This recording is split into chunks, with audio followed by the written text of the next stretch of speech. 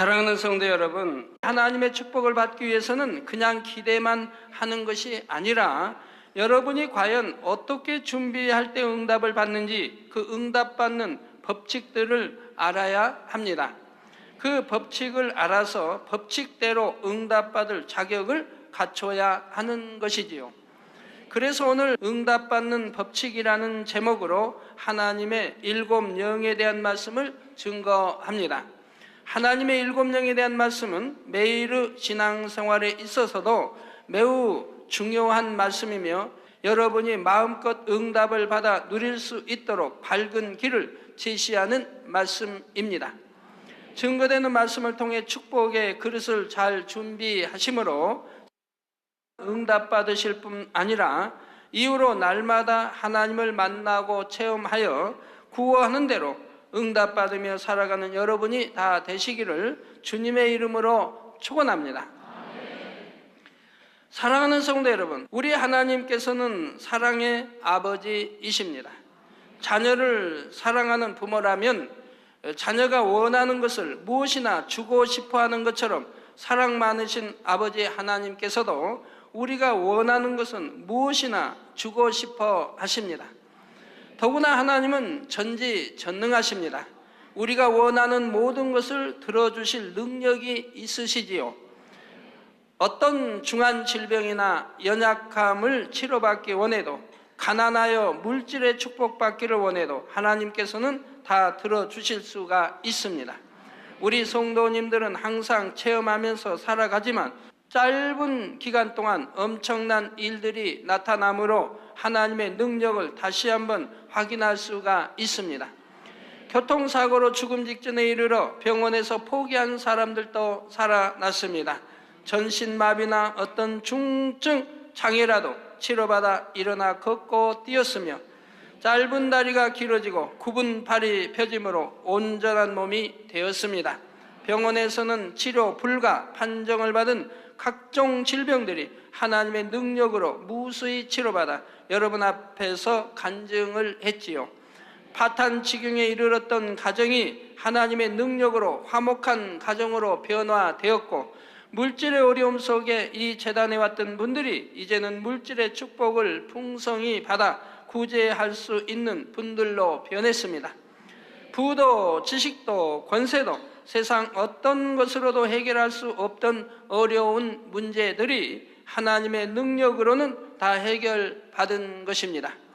사랑하는 성도 여러분, 전능하신 하나님께서는 모든 자녀들의 기도에 응답하여 축복하고 문제 해결해 주시기를 간절히 바라시지요. 그러나 아무리 하나님께서 사랑이 많으시고 자녀들에게 응답하기 원하신다고 해도 모든 사람의 기도에 응답해 주시는 것은 아닙니다. 하나님은 사랑의 하나님이신 동시에 공의의 하나님이시기 때문입니다. 기도하는 자녀에게 응답하시는 것도, 불가능을 가능케 하는 하나님의 능력을 베푸시는 것도 반드시 공의의 법칙 가운데서만 행하시지요. 만약 공의의 법칙에 상관없이 누구나 자기의 기도에 응답받을 수 있다면 세상이 얼마나 혼란해지겠습니까? 예를 들어 어린아이라 해도 진실한 믿음으로 하나님 나 대통령이 되게 해주세요 기도하면 하나님께서는 분명히 응답해 주실 수 있습니다. 그러나 당장 대통령이 되게 하시는 것은 아니지요.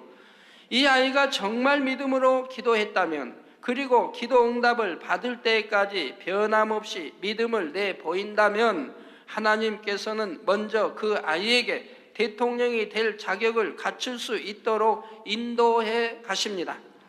그의 삶에 간섭하셔서 가장 빠른 시일 내에 한 나라의 머리된 자격을 갖추도록 연단하시고 마침내 때가 되었을 때에 소원대로 대통령이 되게 하시는 것입니다.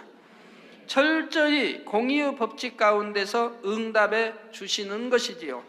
또 어떤 사람이 사업터에 축복을 구하면서 하나님, 경쟁 상대인 회사가 망하게 해 주세요 하면 하나님께서 그 기도를 들어주시겠습니까? 이렇게 욕심과 악한 마음으로 드리는 기도는 공의의 법칙에 맞지 않으며 하나님께서 응답해 주실 수 없는 기도입니다. 우리 하나님께서는 모든 응답과 축복을 주심에 있어서 반드시 영계의 법칙에 맞춰서 공의롭게 역사하시지요.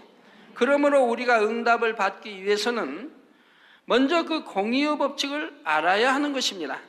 그 공의의 법칙을 간결하게 설명할 수 있는 것이 바로 오늘 본문에 나오는 일곱 영입니다. 그러면 일곱 영이란 무엇일까요?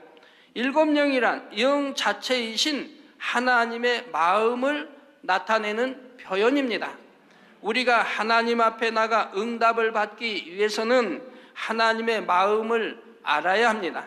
세상에서 자녀들이 부모님께 청하고 싶은 것이 있을 때에도 자녀들이 부모님의 마음을 알아서 그 마음을 기쁘게 할 수 있으면 원하는 것을 쉽게 응답받을 수가 있습니다. 하나님께 응답받을 때도 마찬가지입니다. 하나님의 마음을 알아서 기쁘시게 해드린 후에 마음의 소원을 아뢰면 하나님께서 기꺼이 주실 수 있는 것이며 이것이 바로 공의에 합당한 것이지요. 그러면 하나님의 마음을 우리가 어떻게 알 수 있을까요? 바로 성경 66권을 통해 알 수가 있습니다. 성경 안에는 하나님의 마음이 담겨 있고 어떻게 하면 하나님을 기쁘시게 할 수 있는지, 어떻게 하면 응답받을 수 있는지 그 길이 상세하게 기록되어 있지요. 그런데 이 성경 안에 담긴 하나님의 마음을 간단히 요약한 것이 바로 일곱 영입니다.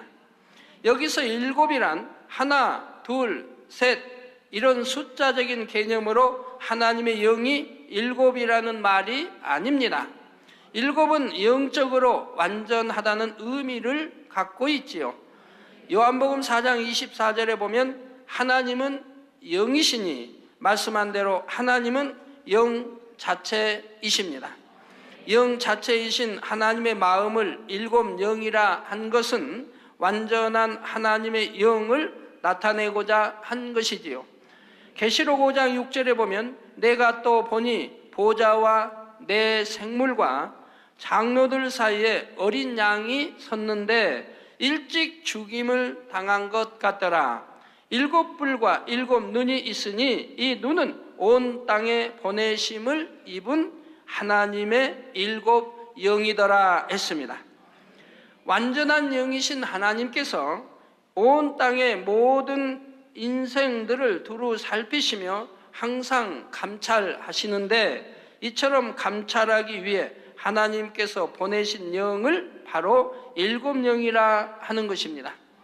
완전하신 하나님의 영, 곧 일곱 영이 모든 사람들의 마음과 행실을 살피시며 저나 여러분의 마음과 행실을 살피시며 응답받을 만한 그릇을 준비한 사람에게는 응답과 축복으로 임하게 하시는 것이지요.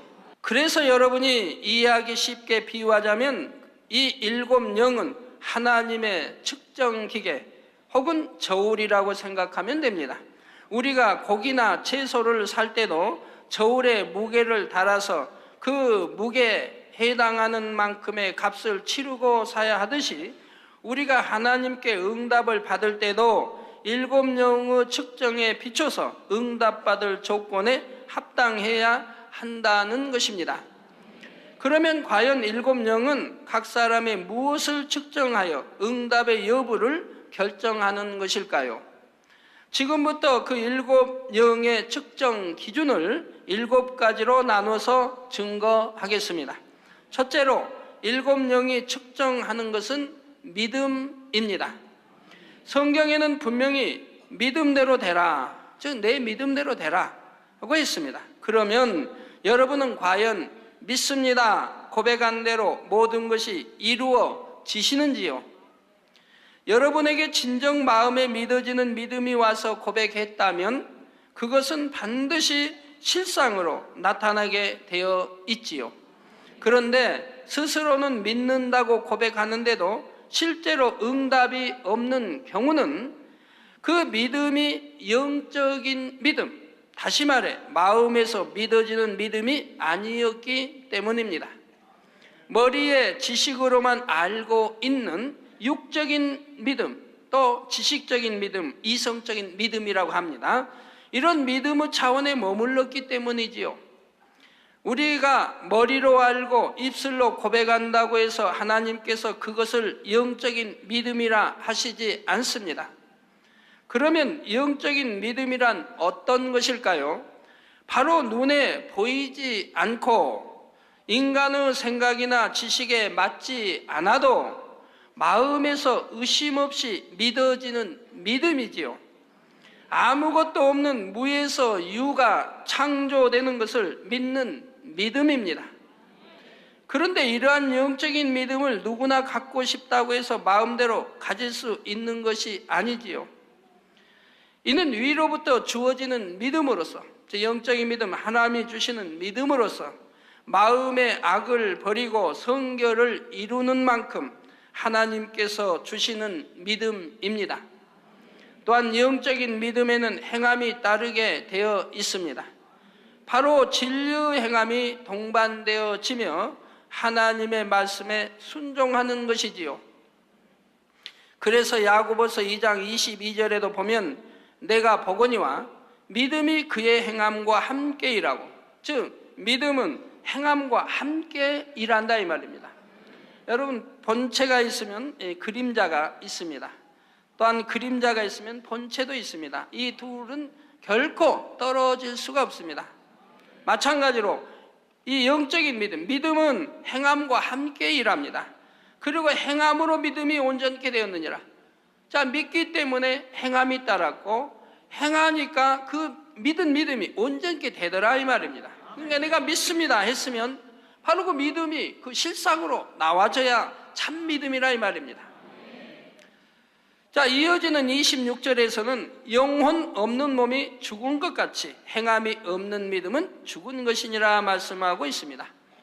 우리 영혼육으로 되어 있는데 하나님이 내 영혼을 불러가신다고 하면 이 몸만 남게 됩니다. 그럼 영혼이 없는 이 몸을 무엇이라고 합니까? 사람이라고 합니까? 아니지요. 시체라고 말합니다. 영혼이 떠났으니까 이제는 하나의 고깃덩어리 불과합니다. 시체라고, 죽은 고기, 죽은 몸이라 이 말. 그래서 시체라고 말한다 이 말입니다. 즉 영혼이 없는 몸이 죽은 것 같이 행함이 없는 믿음은 죽은 것이라. 그래서 행하지 않는 믿음, 순종하지 않는 믿음을 죽은 믿음이기 때문에 응답이 되어지지 않는 것이라 이 말입니다. 그래서 이런 믿음으로는 구원받을 수도 없고 응답받을 수 없고 축복받을 수 없고 치료받을 수 없다 이 말입니다. 사랑하는 성도 여러분, 믿음은 신앙의 기본입니다. 살아계신 창조주 하나님을 믿는 것이요, 그 아들 예수께서 우리의 구세주 되심을 믿는 것이며 십자가에서 죽은 지 사흘 만에 부활하시고 승천하신 예수 그리스도께서 장차 이 땅에 다시 오실 것을 믿는 것이지요. 그리고 영원한 천국을 믿는 것입니다. 이러한 사실을 진정 마음에 믿는 사람이라면 그의 삶은 변화될 수밖에 없습니다. 헛되고 헛된 이 땅의 삶에 소망을 두는 것이 아니라 천국에 소망을 두게 되는 것이고, 따라서 그 아름다운 천국에 들어갈 자격을 갖추기 위해 쉬지 않고 믿음의 선한 싸움을 하게 되는 것입니다. 그러면서 성경에 기록된 진리의 말씀대로 하나하나 행하면서 살아가게 되지요. 이제 막 신앙생활을 시작했다고 하면 우선은 신앙의 기본이라 할 수 있는 온전한 주일 성수와 11조를 하게 됩니다. 주일을 지킴으로 한 주간을 지킴받고 11조를 드림으로 사업터 일터가 지킴받을 수 있으니 이러한 것은 조금만 믿음이 있다고 해도 당연히 지켜 행하게 되는 것입니다. 그리고 점점 믿음이 커질수록 더 큰 믿음의 행함과 순종이 따르는 것이지요. 저는 참 하나님께 항상 감사한 것은 하나님을 영접한 첫날부터 한 번도 의심하지 아니하고 하나님을 믿었습니다. 첫날부터 지금까지 하나님을 한 번도 의심해 본 일이 없고, 이제 교회 다니면서 말씀을 들음으로 하나하나 알게 되지요. 이 진리를 깨우치게 됩니다. 예수가 우리 구세주이심을 듣습니다. 한 번도 구세주 되심을 의심해 본 일이 없습니다. 이 성경 말씀이 하나님의 말씀이다 할 때 한 번도 의심해 본 일이 없고, 그 안에 기록되어진 것을 의심해 본 일이 없습니다. 천국과 지옥이 있다면 그대로 믿었고, 또 우리 주님이 2000년 전에 부활하시고 또한 승천하시고 우리를 데리러 다시 재림하신다 하는 것을 의심해 본 일이 없고, 심판이 있음을 의심해 본 일이 없습니다. 그래서 모든 것을 지금까지 한 번도 의심해 본 일이 없습니다. 그렇기 때문에 하나님은 사랑이시라 왜 사랑인지를 알고, 그리고 나서 하나님을 사랑하게 되고, 그리고 그 말씀대로 믿고 순종해 나가니 불통이 없었고 지금까지 만사 형통한 길을 오고 가고 있는 것입니다. 이게 믿는다고 하는 게 참 얼마나 복된지요. 제가 참 지금도 의아한 것은 우리 많은 성도님들이, 저는 한 번 하나님 만나고 체험함으로 지금까지 아무것도 의심하지 않고 믿어왔는데, 우리 성도님들을 보면 그 많은 하나님이 베푸시는 기사와 표적과 수많은 권능들을 보면서, 또 성경 안에 기록되어진 것들을 우리가 현실로 눈앞에 보면서도 믿지 못하고 의심하는 성도들을 볼 때 잘 이해가 되질 않아요. 이 우리 수많은 성도들이 그렇게 만나고 체험하고 간증하며 영광을 돌리는데도 어찌하여 의심이 생기는 것인지, 그 많은 사람으로 할 수 없는, 과거로도 할 수 없는 역사들을, 하나님만이 하실 수 있는 역사들을 그렇게 수없이 베풀어 드렸는데도, 보여드렸는데도, 그런데도 의심하고 온전히 믿지 못하는 분들을 볼 때, 야, 참 저분들 이해가 안 된다 라고 생각하게 됩니다. 이해가 안 돼. 왜 그러는지. 저는 한 번 하나님 만남으로 사도 바울과 같이 지금까지 충만하게 기쁨으로 행복한 신앙생활을 하고 있는데 말입니다.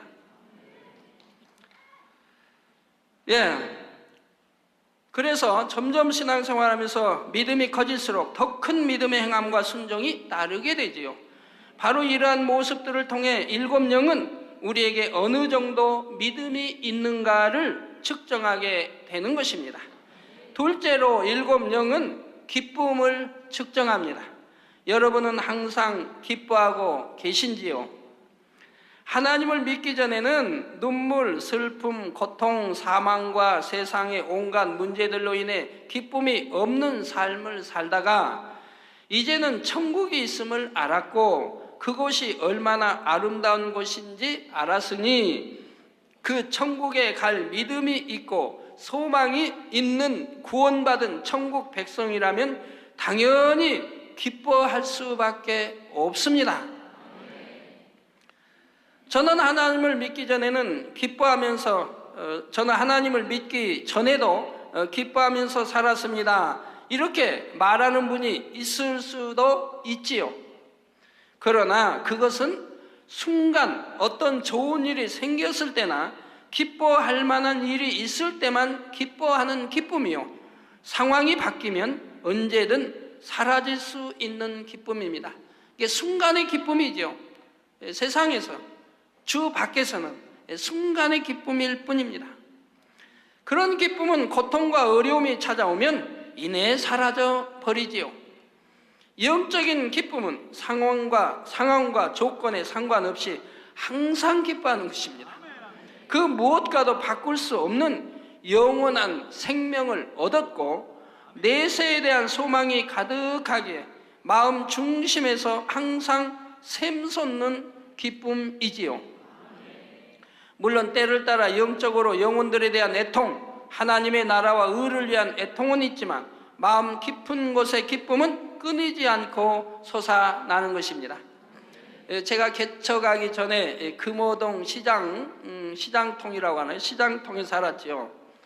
그때 그 시장통에 저희가 살던 곳에 이제 전도받아서 오신 분들이 우리 성도님들 중에 많이 있습니다. 우리 배철호 장로님 위시에서 아주 꽤 있습니다. 그분들에게 여러분이 한번 여쭤보세요. 개척하기 전에 당회장님과 원장님은 어떻게 신앙생활을 했습니까? 한번 여쭤보세요. 저희는 한 번도 새벽기도 빠져보지 않았습니다. 한 번도라면 좀 그렇긴 한데, 아니면 철야합니다. 철야할 때는 새벽기도가 대신되니까 항상 철야 아니면 새벽기도, 기도 쉬질 않았습니다. 항상 기뻐했습니다. 마음속에서 우러나오는 기쁨, 행복.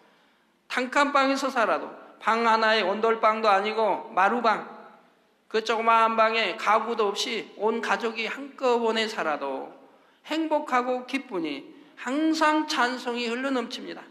이게 저희 방으로는 그 시장이기 때문에 많은 사람들이 그 길로 지나다닙니다. 그럼 그분들이 우리 방에서 찬양 소리가 나니까 길을 가다가도 멈춰서 그 은혜로운 찬양을 하나님 믿지 않는 사람도 듣고 갑니다. 그렇게 내 안에 생명이 있으니, 예수 그리스도가 내 안에 계시니, 이 진리의 말씀이 내 안에 계시니, 그래야 주님과 하나 되니 항상 기쁨이 넘쳤던 것입니다. 천국의 소망이 있습니다. 내가 하나님이, 전지전능하신 하나님이 우리 아버지가 되심을 알았고, 예수가 우리 구세주 되심을 알았고, 하나님이 독생자 아들까지 주셔서 우리를 피 흘려 우리를 십자가에 달려 죽기까지 우리를 사랑해 주심을 알았는데, 그리고 장차는 우리가 지옥이 아닌 천국에 갈 수 있음을 알게 되었는데 어찌 기쁘지 않겠습니까? 현실이 어떻든 내 마음 중심에서는 기쁨이 샘솟아 처음부터, 신앙생활 처음부터 나온 그것이 오늘날까지도 끊임없이 나온다 이 말입니다. 세월이 흐르면 흐를수록 그 기쁨은 더 넘쳐나지요. 자, 초대교회 성도들이 사자밥이 되면서도 기뻐하며 순교에 이를 수 있었던 것처럼 기쁨이야말로 구원받은 성도님의 자녀된 징표요, 그리스도인을 구별하는 향기가 됩니다. 또한 응답받을 믿음이 있다는 증거이기도 하지요. 당회장실 앞에서 기도받은 많은 분들 중에도 뭐 이런 핍박, 뭐 또 저런 여하튼 치료해서 이렇게 기도받으신 분들 한번 생각해 보세요. 내 마음에 끊이지 않는 이런 기쁨이 있는가? 그분들 한 고백을 보면 기쁨이 없어요. 너무 그냥 불행은 다 가지고 사는 사람 같아요. 혼자 그냥 전부 가지고 사는 사람 같아요. 고민은 다 가지고 사는 사람 같아요. 정말 하나님을 믿는다고 하는 증거, 천국의 소망을 가지고 산다고 하는 증거, 이 기쁨이 흘러 넘친다고 하면 원수마귀 사단이 어찌 함부로 해방을 하겠고 핍박을 하겠습니까? 하나님이 역사하여 물러갈 수밖에 없다는 얘기입니다. 자, 제게 기도받으러 나오는 분들 중에도 응답받을 믿음이 있는 분들은 얼굴 빛부터가 다릅니다. 아무리 어려운 문제를 갖고 온다 해도 근심, 걱정에 가득 차서 어두운 얼굴로 나오는 것이 아니라 밝은 얼굴에 기쁨으로 나오는 것입니다. 이런 분들은 기도받은 후에 얼마 되지 않아 응답받음으로 간증하러 오시지요.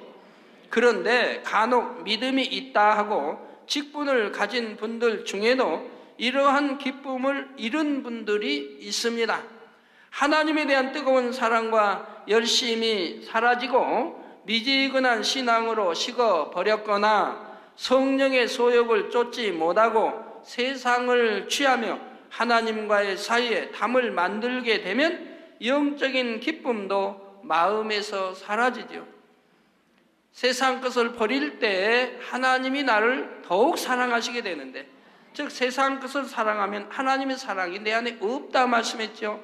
내가 원래 세상 것이 가득해서 주님을 영접했는데 내가 이 세상 것을 하나하나 버려나갈 때 하나님이 기뻐하신다 이 말. 그러므로 기쁨도 주신다 이 말입니다.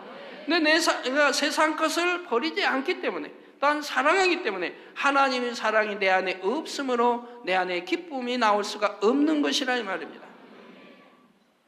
근데 이 세상 것을 다 버리고 끊어버리고 하나님만 바라고 천국 새 예루살렘만 소망하고 그리고 하나님 나라 의만 생각하고 영혼만 생각하며 여러분 나아가신다고 한다면은 그분이야말로 훌 날아다니는 기분일 것입니다.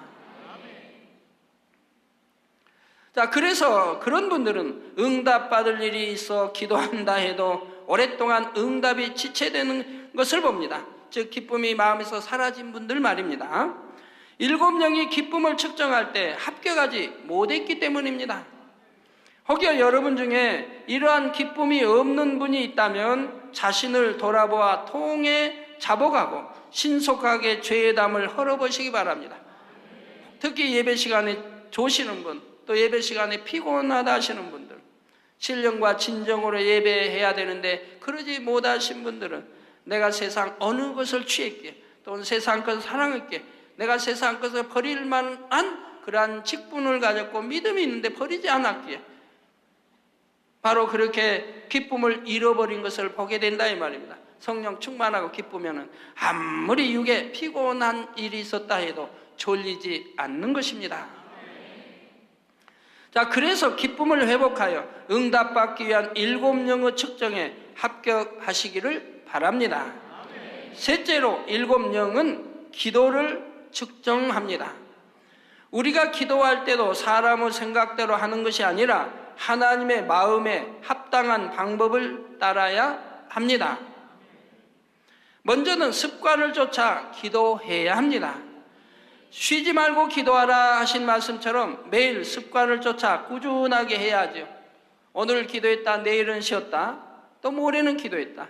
아니면 오늘 충만하게 기도하고 철야까지 하고 그리고 한 2, 3일 쉬었다, 또 기도하고 해서는 아니 된다 이 말입니다.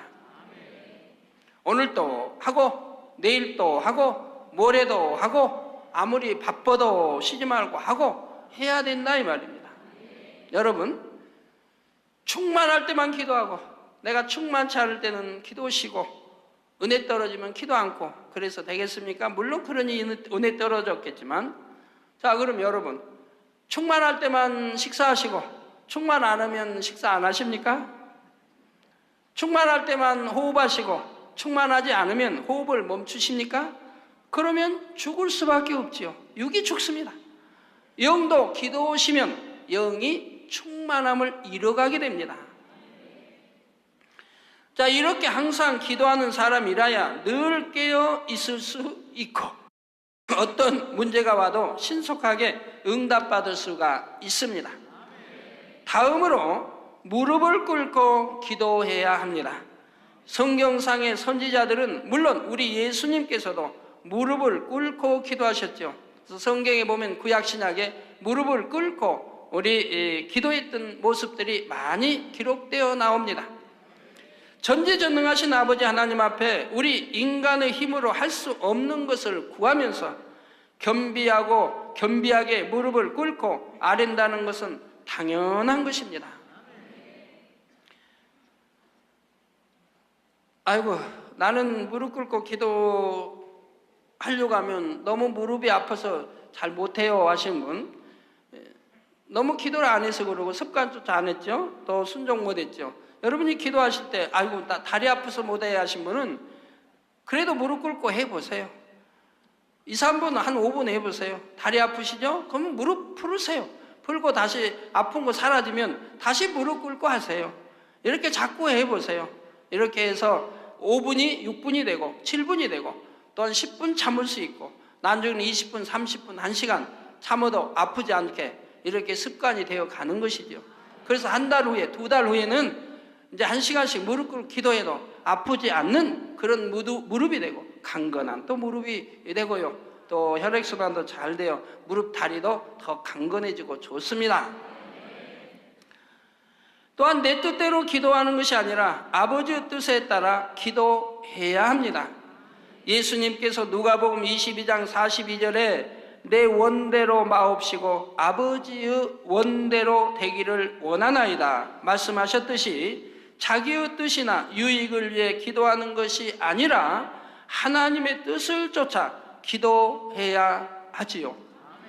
야고보서 4장 2절 3절에 너희가 얻지 못함은 구하지 아니하며 구하여도 받지 못함은 정욕으로 쓰려고 잘못 구함이니라 하셨습니다. 여러분, 구하면 주신다고 했습니다. 구하라 주실 것이요.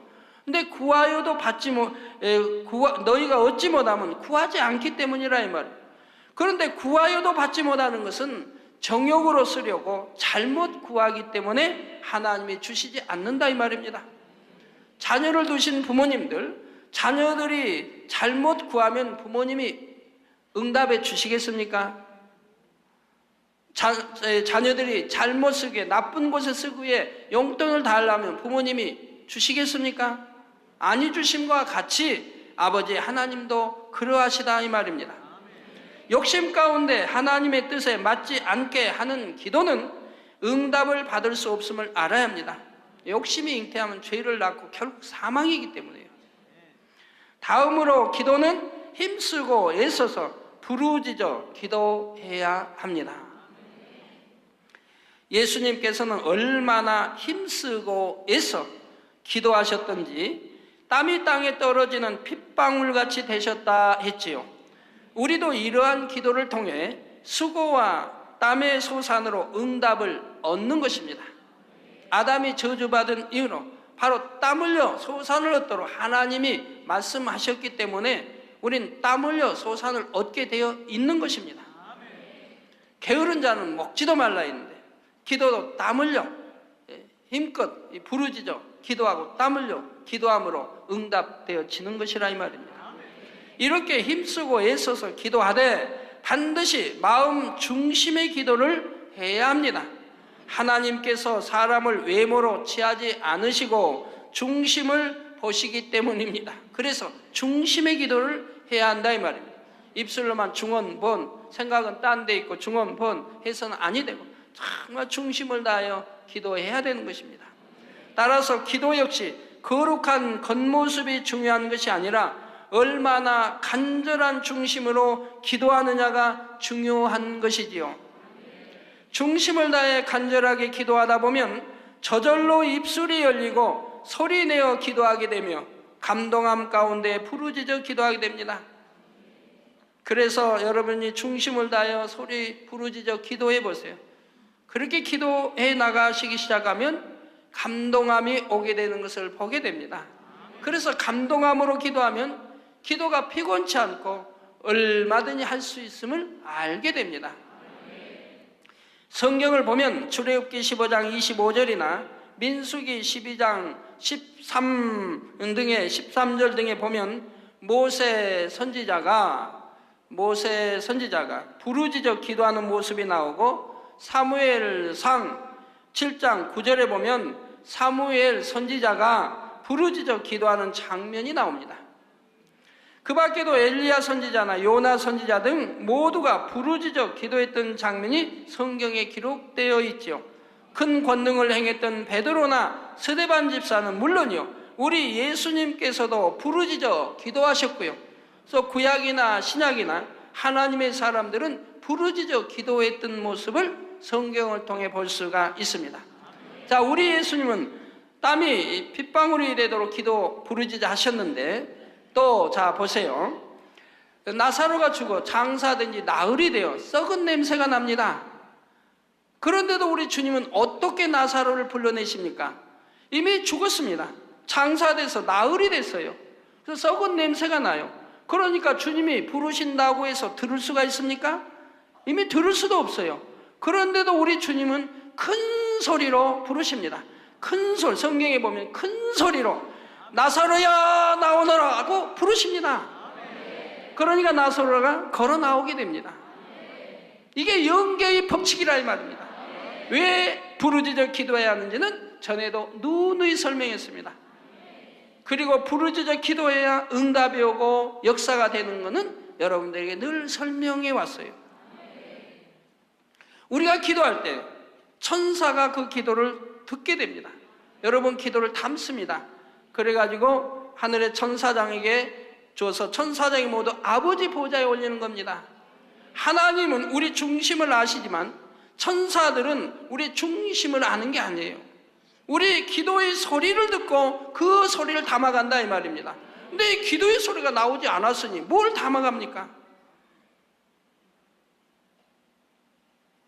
그래서 부르짖어 기도해야 한다 이 말입니다.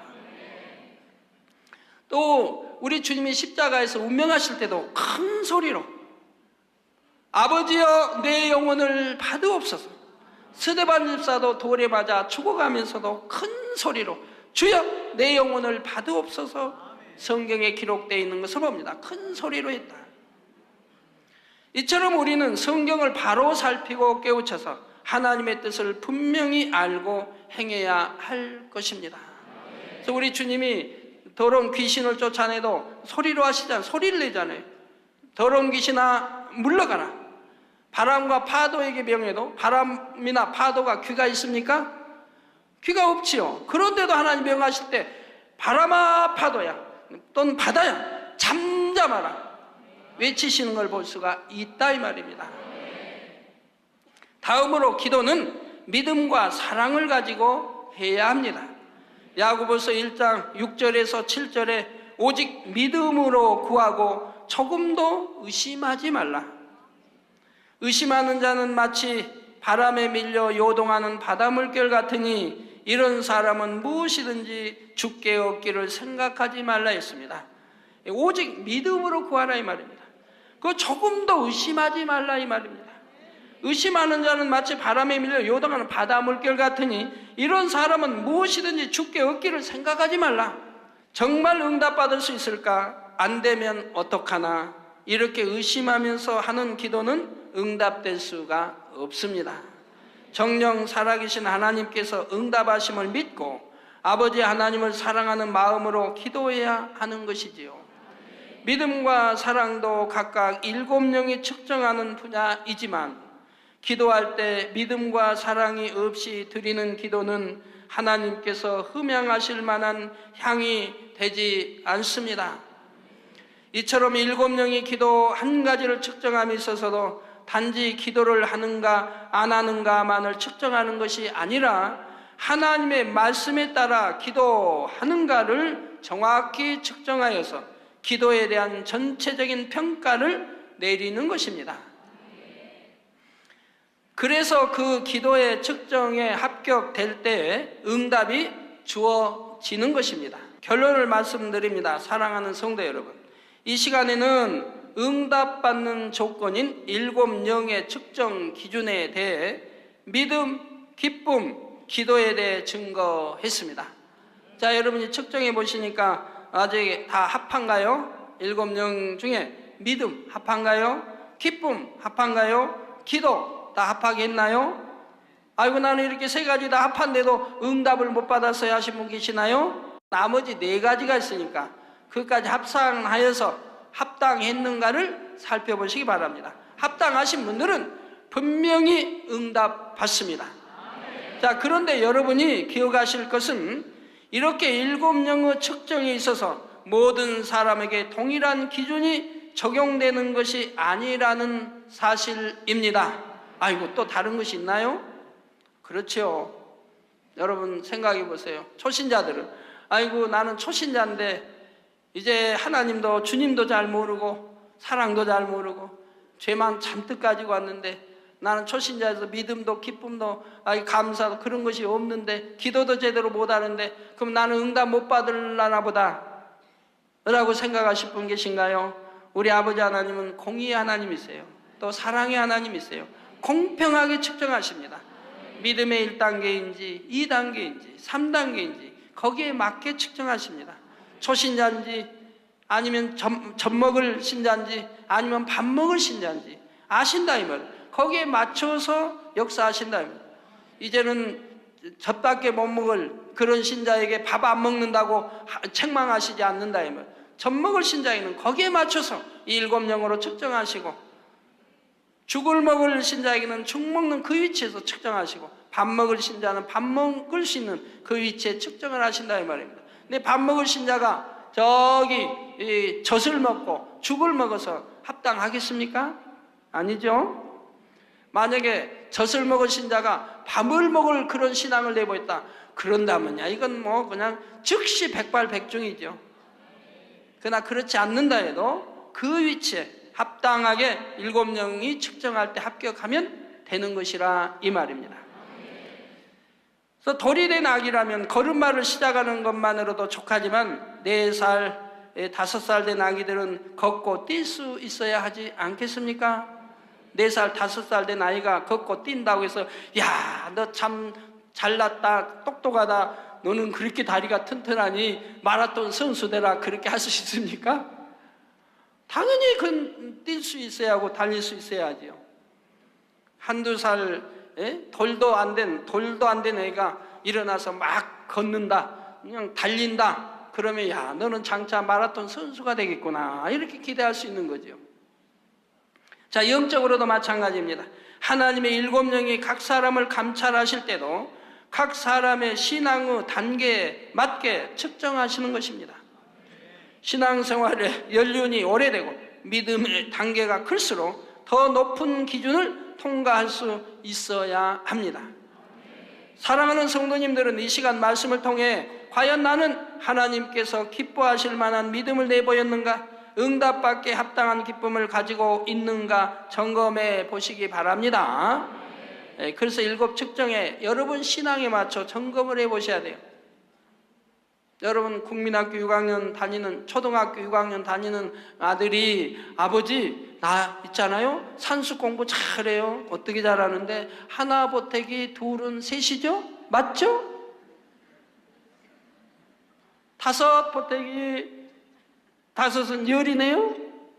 그러면 아버지 기절초풍하죠. 잘했다고 하겠습니까? 여러분의 신앙에 맞게 7영으로 측정을 하셔야 된다, 이 말입니다.